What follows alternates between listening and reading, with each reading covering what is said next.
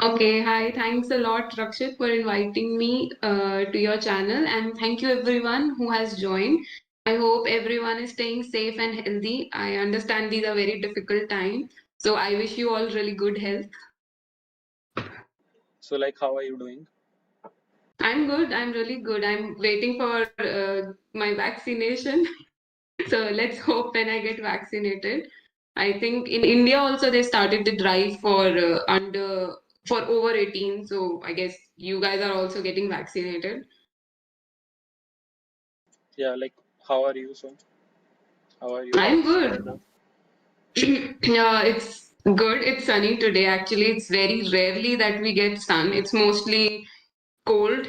As you can see, it's May and I'm still wearing winter clothes. So it's always like this. It's like, I think 10 or 15 degrees outside, but sun is shining. So it's beautiful.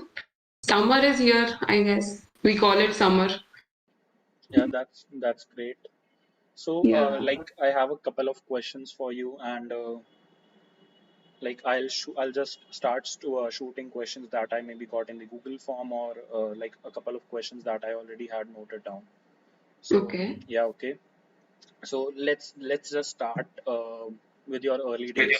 So, how was like Aditi in a school days or while you were doing your graduation?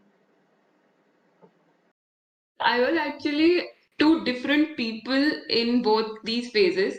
So during my school days, I all my teachers know me as this studious person because I was class topper. I was into every extracurricular activities. I've participated in debates at state level for English, Hindi, even Sanskrit.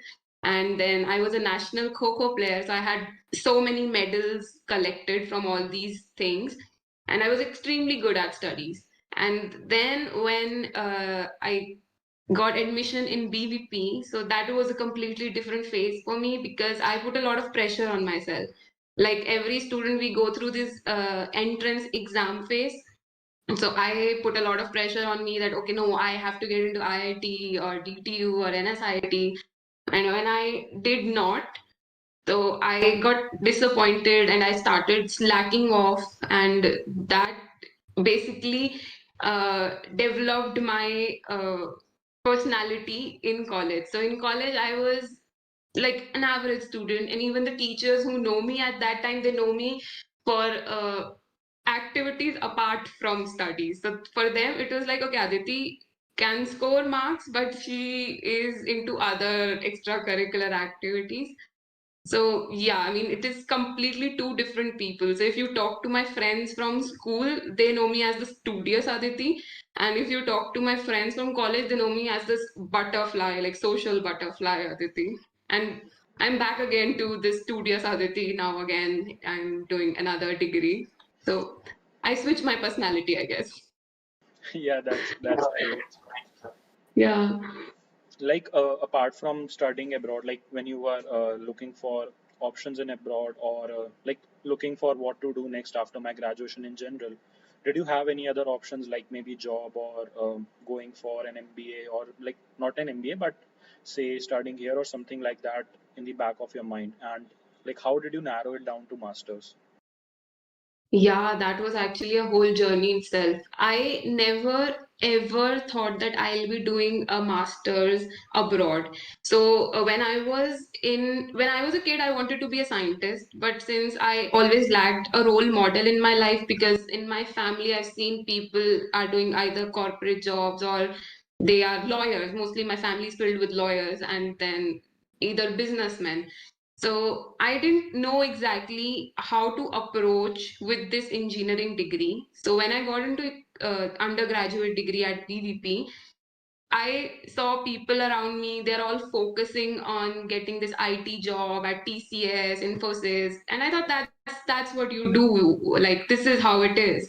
But and whatever everybody was doing at that time, I was doing. I was going with the trend. But obviously, since I was always inclined towards science, I never had this MBA thing in my mind. I thought, okay, it is a good degree, but I'm not made for it. Maybe I always has this inclination towards science. So I studied for GATE. I gave my GATE exam too.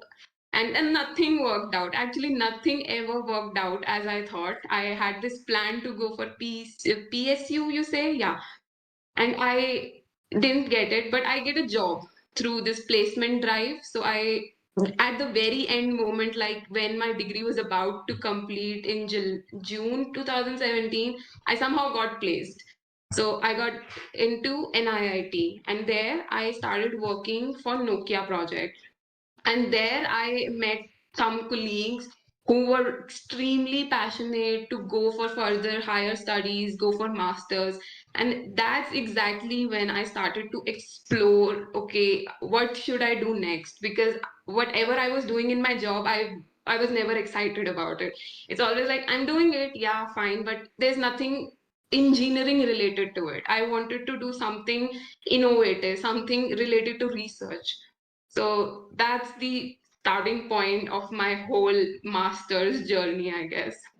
Like, was the Nokia project like did it include something related to signals and like communication, or was it something different?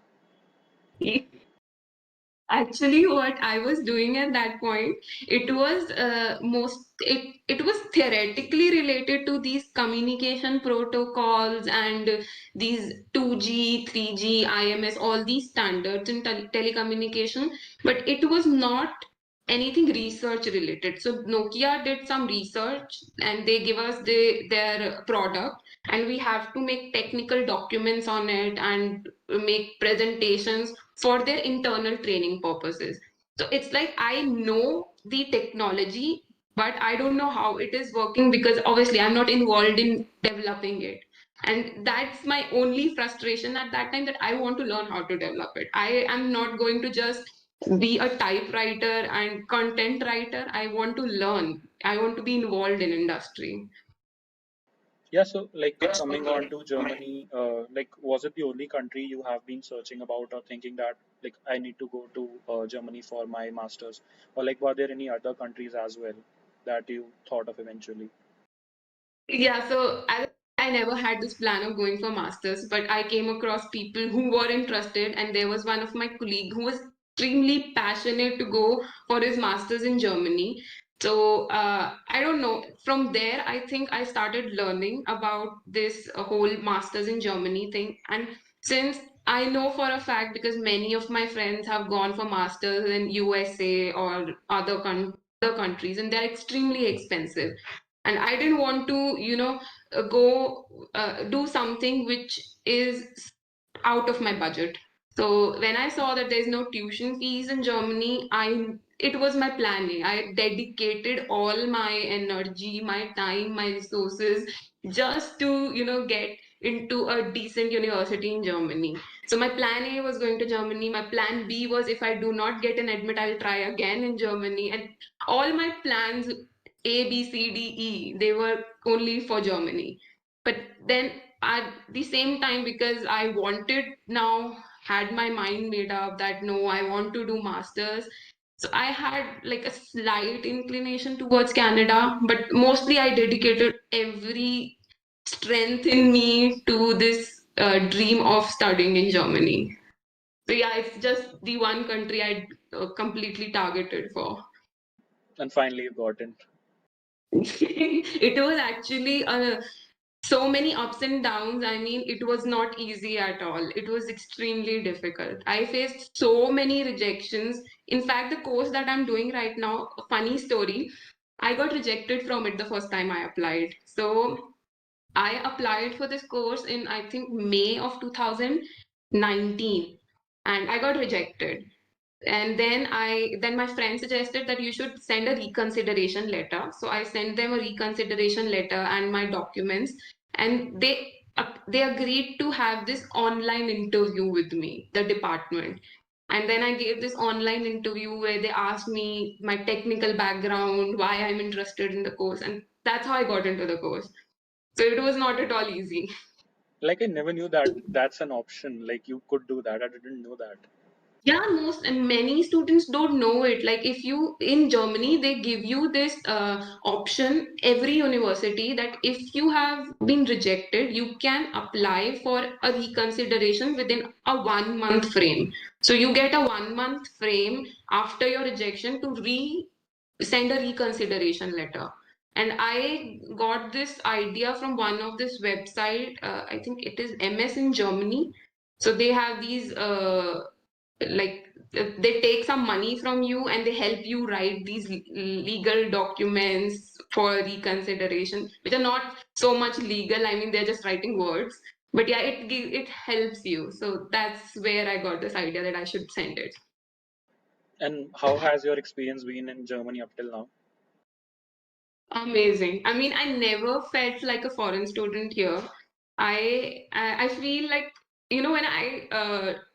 when I arrived on Frankfurt airport, I feel like I'm home. I like this is my land of opportunity. Like people, if go to Mumbai or USA, they feel like okay, we are in our land of opportunity. That's what I felt when I landed in Frankfurt.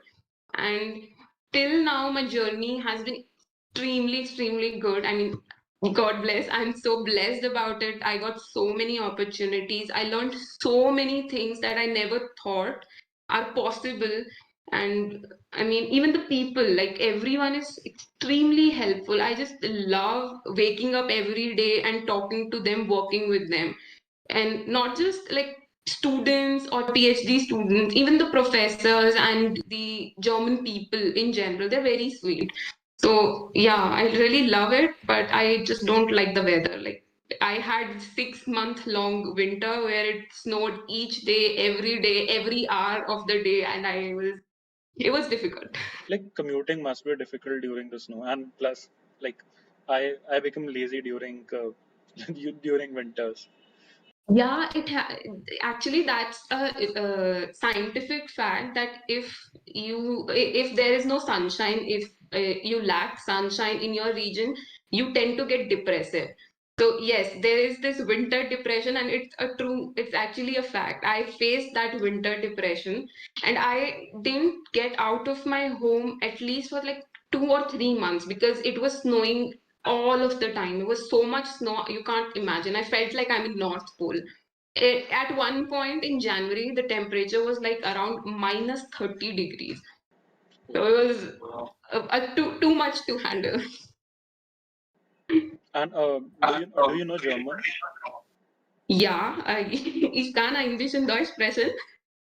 So that means, yeah, I can speak a little German. When before coming to here, so as I told you, I dedicated all my time and resources to just come here. So I started planning for MS in Germany in 2018. So I enrolled for German course at an institute in Delhi in March 2018. So I was working at that time with NIT and I was doing my German course on weekends. And I did it for like 1 year and I have learned till B1 level. So there are like levels A1, A2, B1, B2, C1, C2. C1, C2 is native. So I have learned till B1, but that's a funny fact. When as soon as you land in Germany, you forget all your German. So as soon as a German approaches me and talks to me in German, I'm like, okay, kein Deutsch, no German. So yeah, it happens. I mean, even if you learn and you do not use it every day, you do not speak it every day, you tend to forget it. So Like yeah, a little German will go a long way. Germans do speak English, right? Or they don't. Depends. Like, if you are work, like I am in a university here, obviously professor speaks English because they're international. But if you talk to a native, they might be able to speak English or they might not. I mean, I was very surprised when I saw like teenagers or youngsters of my own age. Not a lot of them speak English. They are more comfortable speaking German. So it is like a bit difficult to communicate with people. But fortunately, the university I studied in, it's like an international university. So I have mostly students who speak English. So I never had this difficulty. So how much time did it took you to like learn German? And like, do you have any tips for people who want to learn German? Yes, so since I took like 1 year to get to this B1 level because I was working side by side. So I had job and I have to go every day there, and only weekends I can focus on German. So it took me 1 year to reach to B1 level. But obviously, if you do it like students take this GRE classes or GMAT classes regularly, then it might take you half the time. But and there's another really good thing. Like for example, there are many students who don't know German. Like they don't learn it in their home country. They come here and then they start learning. I think it has its own advantage and disadvantage. Advantage is that obviously you don't have to plan anything. Disadvantage is that when you come here and you start learning German, because if you even go for shopping or anything and you suddenly have to talk to anybody, obviously they are Google Translator, but let's just say some shopkeeper asks you something and you don't even know the answer. So at that point, it is important that you know a little bit of German. And learning German from a German teacher is a little, I'd say, difficult because they obviously will teach you in their own language. So, yeah, if you learn it before coming here, it's good. Even if you don't, that's your choice because it depends. Like, I want to live in Germany for as long as I can think because I really love it here. So, if you have plans of continuing to live in Germany, then you should obviously learn German. And it's a continuous process because it's a language. Like I'm still in the process of improving my English. It's been like what 20 years, yeah, 20 good years that I am speaking English, but still I am not at that level that okay, I can say I am really good at English. It's again the same thing with German. So it will take you time to understand the basics, but not it's a continuous process. Like you have to learn it as long as you have to stay here. Like you are learning it every day. Exactly. And I try to incorporate as much German in my daily routine. I listen to German songs, I try to watch German movies, German shows, and then sometimes I randomly try to talk to shopkeepers, even if it's not required, just ask them, how's your day, and something like that, so as to keep up my confidence that, yeah, I can speak German.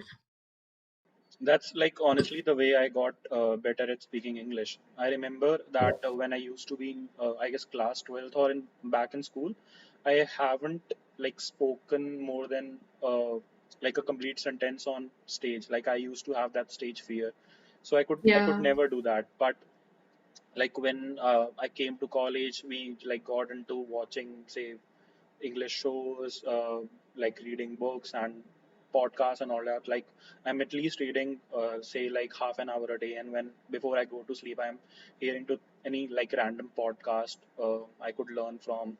And like when I'm watching, even like when I have to watch TV, instead I just go for, say, documentaries on Netflix or maybe Hotstar or something like that. Yeah, that's exactly how we learn a language. I mean, it's a language at the end of the day. So I know like people are extremely scared of German. They're scared to learn a new language also. But that's the thing. Like if you are living in India to just realize how many languages we know because we have so many states. So that's the same thing in Europe. The Europeans know so many language. If you talk to a German, he will know some French or maybe some Italian or Spanish. So it's just a language. It's up to you if you want to learn it. And if you do learn it, it will help you a lot because you will become a part of their culture. And I think that is very important to develop connections. And how do you learn German? It's just as you said, like reading books, watching shows, and just trying to listen and communicate with people as much as you can in their language. Like while I was searching for different courses in different university, it seems like a tedious task because not only there are like hundreds and thousands of universities in like different countries, but there are also like different courses. For example, for one particular course, you have say for entrepreneurship, somewhere it is named at masters in innovation, somewhere it is masters in management, somewhere it's master in leadership, somewhere it's master of science in and engineering in like technology and entrepreneurship, and like it you eventually get confused and stuck at a point where you don't know what to Yeah, do. yeah, So how did you search for the exactly. right course in university? Yeah, as you said, it was actually a course in itself to look for universities and to look for courses. So, since I think it's very important to narrow down your options, like people target 5, 6 countries, I think it is not helpful because you're confusing yourself. You are giving your mind unnecessarily so many options while there are so many options already in one country. So, 7 countries, one country has 100 universities, 100 courses of your choice, 700 courses to choose from. That's insane. I mean, I'll go crazy. So narrow down your choice to one country, and then you look for courses. How? And so when I started applying for Germany, there is this website daad.de, DART. They say DART. So it's like a compilation of all the universities and courses. And I had this inclination towards telecom because in NIT I was working in telecom. So I just specifically searched for telecom courses. Although I also applied for VLSI and embedded courses, just I don't know, I did. But that's the thing. At the end of the day, you will get to know when your rejection letters come in, like you are not made for that course. I don't know why you're applying for it. And the other thing that's very important, as you said, like you get confused which course is suitable for you. So talk to alumni or talk to existing students on LinkedIn. I think LinkedIn is such a good platform now that you can connect with people. Like I get almost every month some questions from some random person. I want to come to TU Ilmenau and I want to do this course. How is that course? So you can always talk to the existing students and have a perspective of the course. But do not go for these rankings. I mean, these rankings, uh, they say world ranking. Okay, this university has this world ranking, and that they will unnecessarily complicate things. Look for the look for first of all look for the course that you are excited about, and then go looking for similar courses in other universities. And I think in Germany, it's very simple. You go to the DART website, you type the course, and then there are so many courses in other different universities that you can choose from. So I made a list of around 30 colleges, 30 universities, and I think I got rejected from a lot of them. Yeah. Yeah, like I got one question that I liked the most, and it was what made you motivated enough to go for a course as tough as MSc in communication and signal processing. I heard you are excelling at it. So like, how did you manage to do that? Yeah, thank you for that. I mean, I feel motivated when someone says I'm doing good. So thank you. And yeah, the course is actually difficult because reason being it's a research oriented course. So if you apply for any technical university in Germany, they are going to be difficult.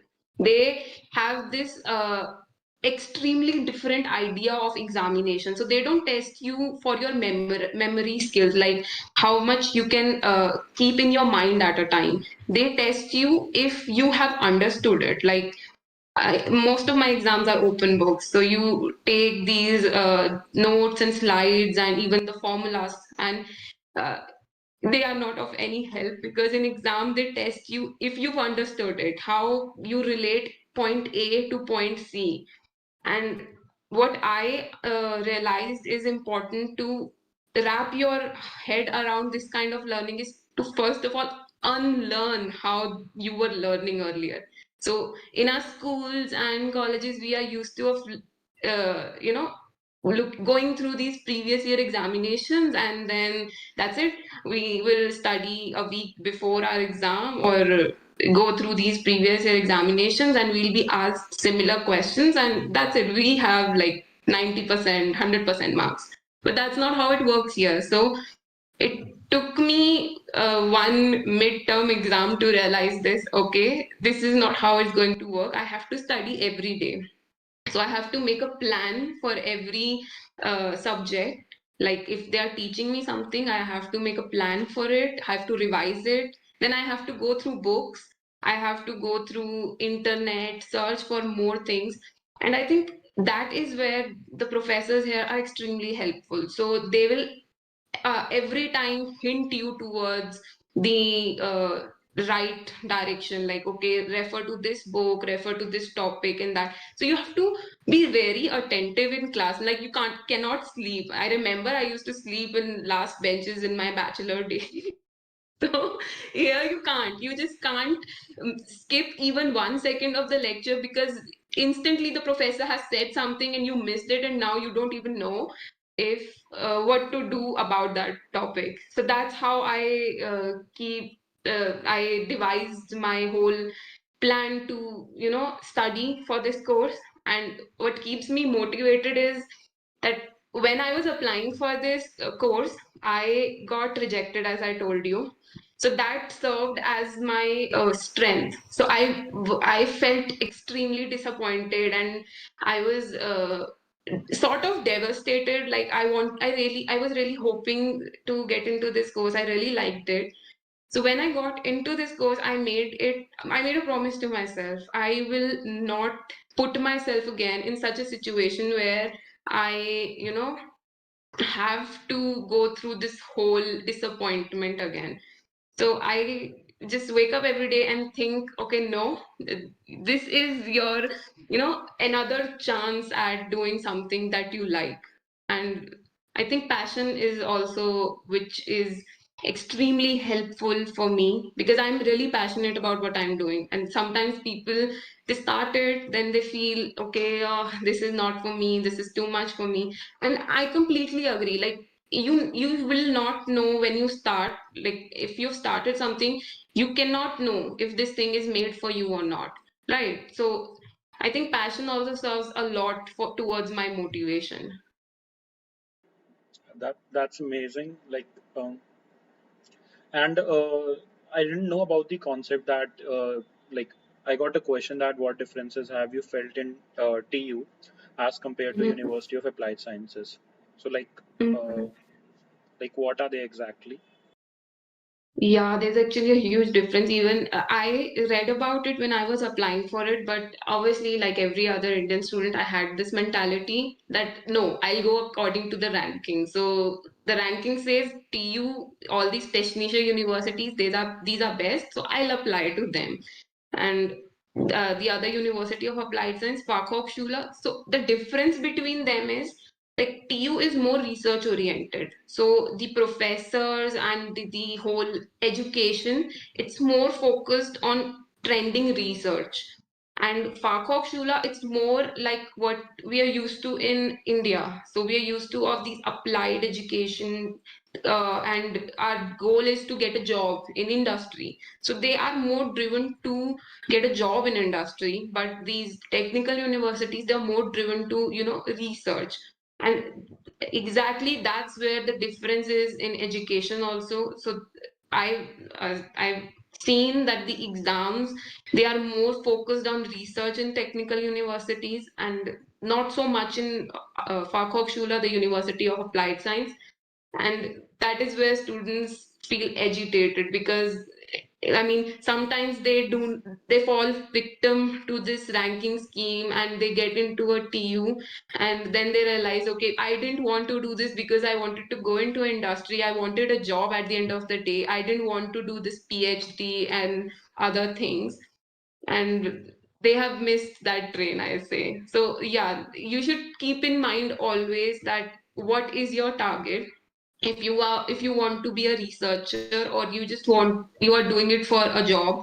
If you're doing it to get a job in industry, University of Applied Science is as good as TU. I mean, there is no difference. They are almost at the same level. The only difference is that TU is more research focused. So be prepared to be tormented. Like they will test your every last every last patience. Yeah, like despite the zero tuition fee, like I have heard that Germany has zero tuition fee. So despite that, how much does it cost, like in expenses to basically live there? It all comes down to the city you're living in and your living standard. So, for example, I'm living in a small city, so my expenses are somewhere around 650 to 700, and that's also because I'm a spendthrift. So, you said in Hindi, no, kharchili. So that's why my expenses are towards the higher end, but students spend around 550 or 600. So it depends on the city you're living in, because as the bigger the city, the more the rent you pay. So, and yeah, that's the only difference I'd say in expenditure, but it's not a lot. Even if you're living in a bigger city, it will be somewhere around 800, 900 euros, depending on the size of your apartment, or here they say wege. So yeah, it depends on city. I mean, there is no particular amount I can say, like, okay, no, this is the threshold. You will spend only this much. There's nothing like that. And like, is it difficult to manage your expenses in Germany as a working student? Like, you are also a research assistant in Techniche, along with being a graduate student there. If you're a working student, it's extremely simple. Like, you're earning money, obviously, so you are getting money and you can spend it as you like.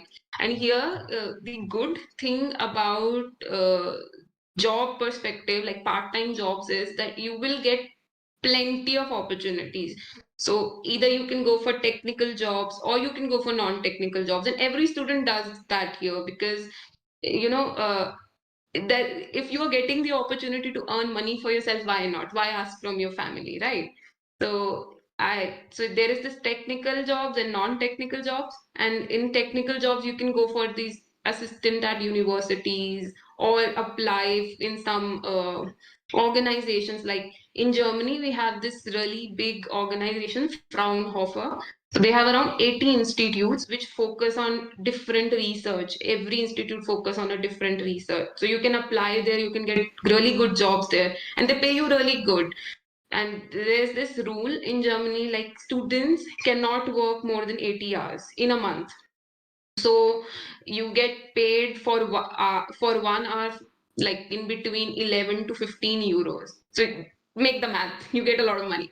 So, So so yeah, if you like that must be enough to cover your like living expenses and maybe exactly. have some savings or extra money to spend as well.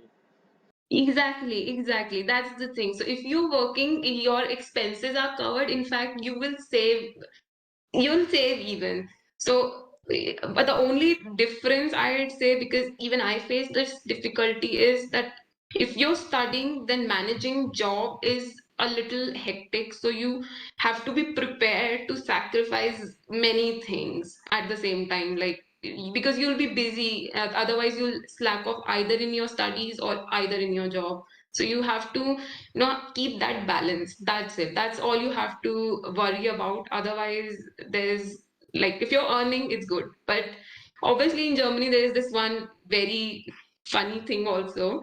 Like if you are earning more than 450 euros as a student, you have to pay taxes. So yeah, that's something I learned the hard way, that even if I'm a student, I have to pay the taxes if I'm earning more than this 450 euro threshold. So, like, what are roughly taxes that you have to pay on, say, like earning more than? Is there a certain percentage? Yeah, I mean, if you get a job in Germany, then that tax shoots up to 30-40%. And if you are not, like I'm a student, so my tax is somewhere around 10%. And plus they take this small pension. Like if I get retired, they will pay me back that. So that's called Rentenversicherung, and that's again 10%. So somewhere around 15% in total, as I don't know, some discount. So that comes around 15%, and that's how much I pay as tax. What does your like typical day look like? Like you are working as well and you are studying as well. So, what is like your typical day look like basically?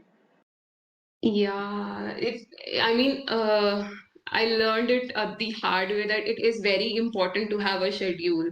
So I now have a particular sort of timetable we had in schools and colleges. So I have a timetable. I wake up at 9, and depending on the day, like I fixed my days. Okay, Monday I will work on my job, Tuesday I will work on my project.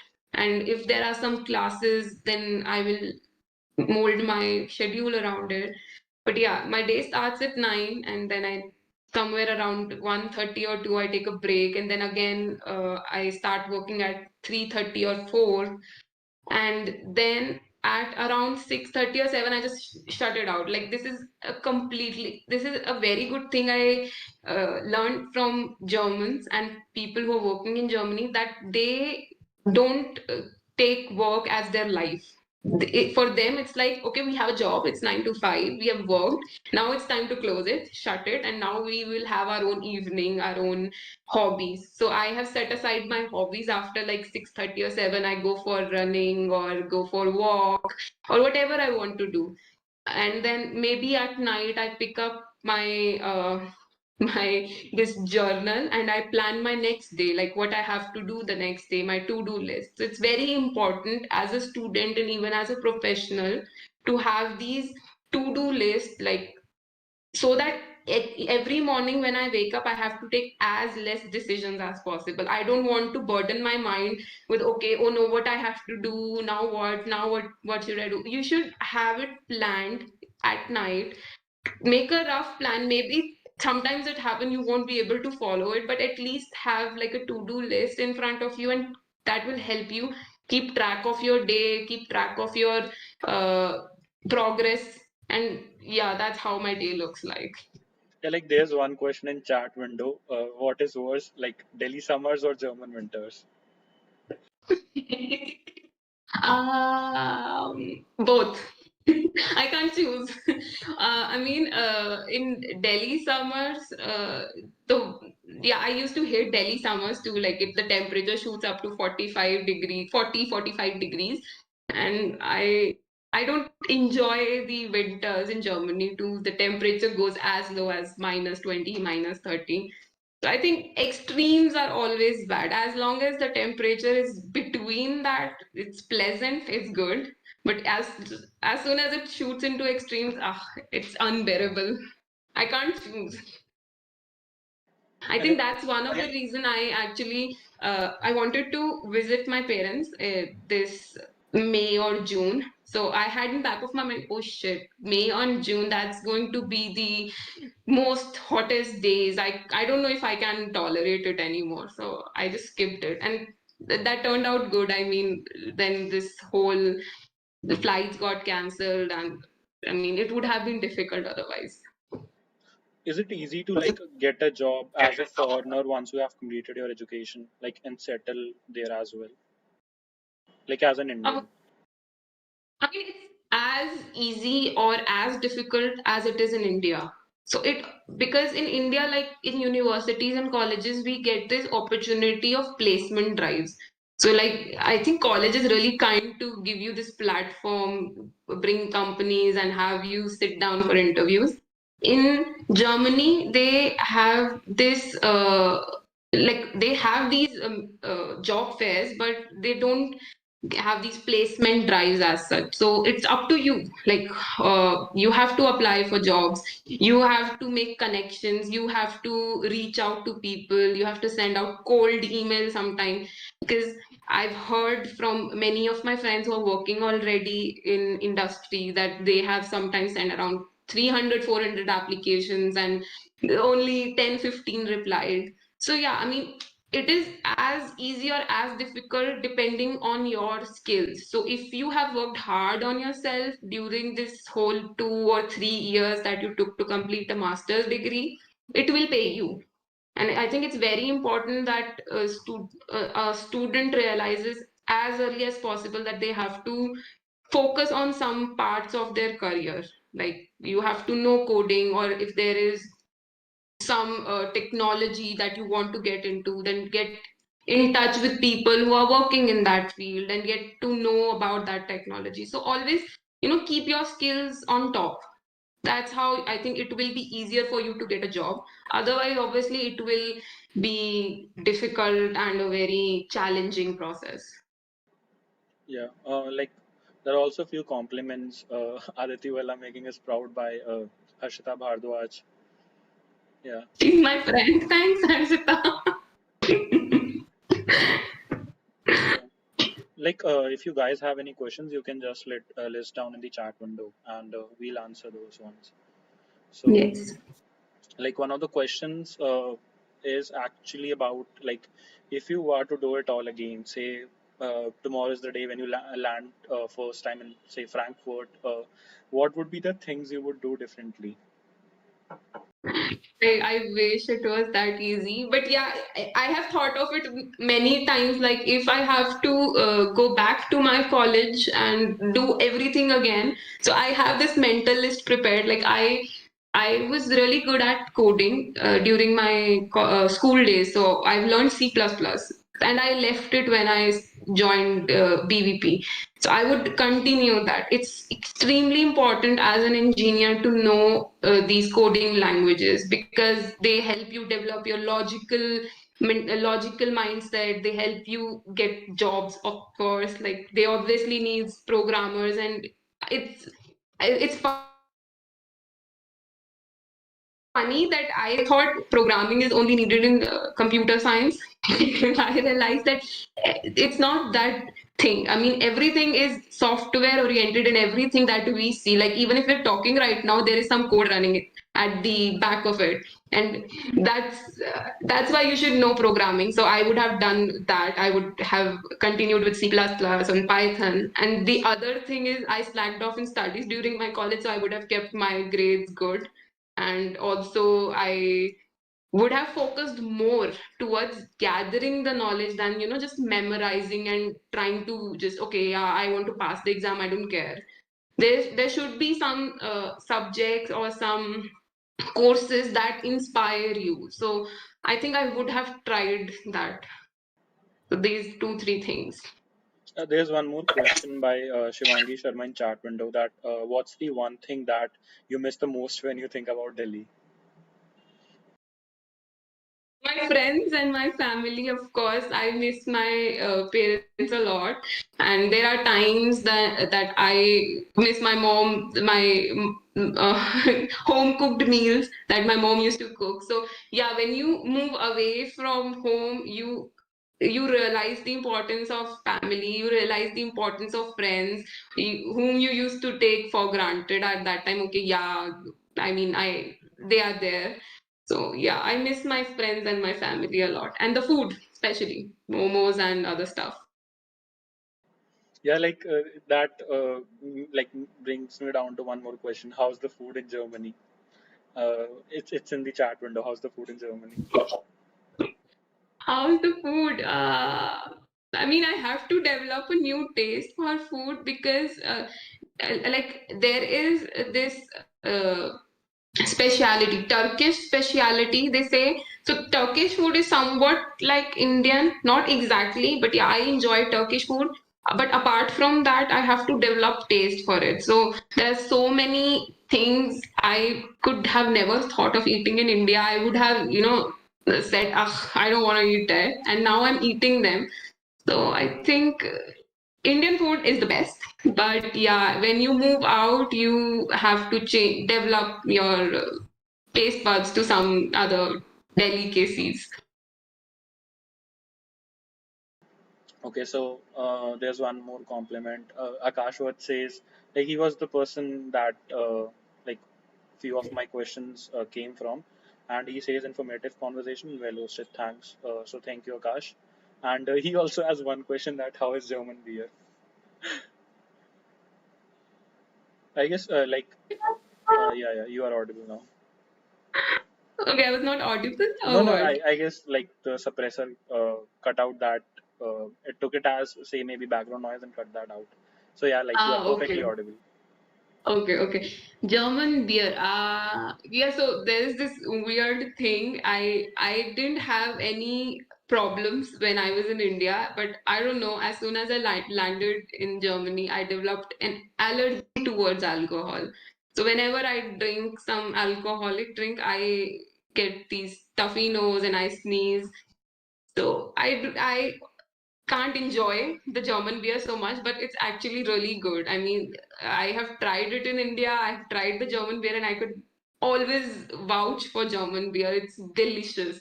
You have never tried anything like a German beer. Like you still drink, even if you like had that allergy, you still drink it. No, I mean, I try not to, but like a sip or two maybe if someone is drinking because it is actually delicious. So sometimes a sip or two, but yeah, not like a proper chug it down or like a full bottle. I can't because I don't want to get sick. I have too many things to do before I sleep. So yeah, I don't. Okay. And I guess so. There's one more question: how can we integrate with Germans? Like, and the person says that they seem very introverted. I think everyone at first will look introverted because even they don't know a lot about you. So the best way to, be integrated or communicate with Germans, and that's from coming from my own personal experience. So what happened is when I landed in Frankfurt, I had a bus from Frankfurt airport to Ilmenau. And I didn't know anybody. I was traveling for the first time internationally, and that too alone. So I sat in the bus. I was so nervous. I was looking for a charging point in the bus, and the girl sitting beside me, she was a German, and she became my friend. So we started talking, and she taught me so many things about Germany, and then I told her so many other things about India. And even now, like time to time, we are connected on Instagram and we talk on Instagram. So I think Germans are extremely I'd say helpful and jolly people if you know how to talk to them, obviously. And I think mostly it comes down to language. If you know German, you can talk to as many Germans as you wish. But if you don't, then obviously there will be people who know English, they will talk to you. Otherwise, it's going to be difficult. But it's not that difficult. I mean, you will enjoy it. They are very social. They love to have their social time. They love to party and they love to have these hiking. So I was never aware like, okay, you have to walk 10-20 kilometers to have fun. But now I realize that's also a pastime activity that you can hike. And yeah, I think they're very sweet people if you get to know them. Yeah. So like this was a question by Akshat Jain, and thanks Akshat. Uh, so Shivangi Sharma says, summing up, Aditi's life never quit. Like, I agree with that. What? I didn't get it. What? Yeah, she says, summing up, like your life never quit. Yeah. Oh, yes, exactly. Thank you, Shivangi. Yeah, that's true. I mean, that is one of like I have these two, three mottos in my life. So one of them is to, never take a rejection as personal. Always learn something from it and be positive. Like I have this theory, even if I fail something or I am slacking at it, I stay positive. Like no, I will do it again and again and try 1,000 times, you will succeed the 1,001th time. And the other thing is be open to unlearn things. So I've unlearned so many my old habits and developed so many new habits. And yeah, life is a constant learning curve. So I mean that's what I live by. You learn so much every day, and you should be willing to learn so much every day. Like that's a very important quality which you just said, like to unlearn things. We are always having that mindset that okay, like most of the people have that mindset that okay, this is how it has been, so I shouldn't maybe change it. But yes, like Yeah, unlearning things can actually be like an important quality to have. it Yeah. is. I mean, when I came here and I started studying these subjects, unlearning the pattern to learn thing was very challenging at first. Like, okay, I don't have to go through previous years. That's not how they're going to ask me the questions, or it has to be like I have to revise every week. I have to study books. So I unlearned my ways and developed new habits. It wasn't easy in the beginning. My parents know I resisted it a lot. I cried a lot, but then eventually you wrap your head around it and you started enjoying it after a time. After a time, it becomes your lifestyle. So now it's sort of my lifestyle. I live like it. Wow. Yeah, so Akshat says you are an inspiration. I will try to get masters in management in TU Munich. Fingers crossed. All the very best. I mean, TU Munich is really, really good, and especially Munich, I love the city. I mean, I haven't visited it yet, but one of my project supervisors, so she's my colleague, she lives in Munich, and she tells me that her apartment is facing Alps, so these are the mountains. So every morning she goes to her window and look out towards Alp and sip her coffee. And I was like, oh, I'm getting goosebumps thinking of it. Like this is such a beautiful feeling to have a scenic view in front of you. So all the very best, Akshay. I hope you succeed. Yeah, so I guess those are all the questions. Thank you everybody who joined with all the compliments, Devansh, Ashwani, I guess, and Mrinal, Karan, Shatakshi, uh, Akshat, Akash, and Devansh. So thank you very much for like coming here, and you like one of the person like one of like Shivanki already said that and Akshat already said that you are an inspiration. So I'm already Oh, like jumping like I need to go and check those courses in TU Munich after this maybe live session is over. yeah, yeah. And I mean, thank you so much. I'm flattered that you think I'm an inspiration because I mean, I never thought of myself as an inspiration to anybody. But thank you so much. It keeps me motivated too to work hard and uh, keep helping people because I think it's really important to, if you have gone through something, if you have suffered through something or learned something, you should pass it on to people and you should help them. And I'm extremely grateful that you have invited me here and I'm able to help these students, these aspiring students. And I hope this helps. And even till they have some doubts, that in future if they have some doubts they can always reach out to me via LinkedIn or Instagram, or you can ask Rakshit to contact me. Yeah, so I'm happy that it's helpful to you. So yes, thank you very much for joining. Thank you, and stay safe everyone, stay healthy and get vaccinated. Yeah.